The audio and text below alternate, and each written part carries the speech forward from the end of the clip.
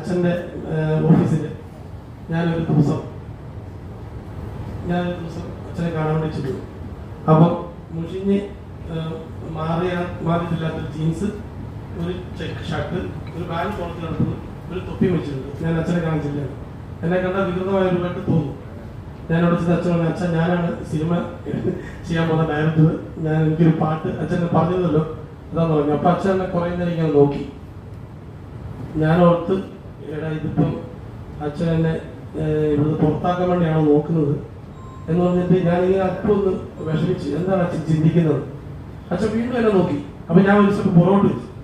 എന്താണെന്ന് എനിക്ക് മനസ്സിലായില്ല ചെയ്യുന്നത് അച്ഛൻ. അപ്പം ഞാൻ അച്ഛനോട് വീണ്ടും ഡയറക്ടോട് ചോദിച്ചു, അച്ഛാ എന്താണ് അച്ഛൻ ഇങ്ങനെ നോക്കുന്നത്? അപ്പം അച്ഛൻ പറഞ്ഞു, അതെന്നെ ഭയങ്കര സ്പർശിച്ച ഒരു ഡയലോഗാണ്. അച്ഛൻ പറഞ്ഞു, എനിക്ക് പരിശുദ്ധ മാതാവിൽ നിന്ന് ഒരു ദർശനം കിട്ടിയിട്ടുണ്ടായിരുന്നു. ഒരു സിനിമ ചെയ്യാൻ വേണ്ടിയിട്ട് നിന്നെ അന്വേഷിച്ച് ഒരാൾ വരും, ആ ആള് നീ തന്നെയാണോ എന്ന് ഞാൻ നോക്കുകയായിരുന്നു എന്നാണ് അച്ഛൻ പറഞ്ഞത്. അത് ഞാൻ ഭയങ്കര ഷോക്കായി പോയത്.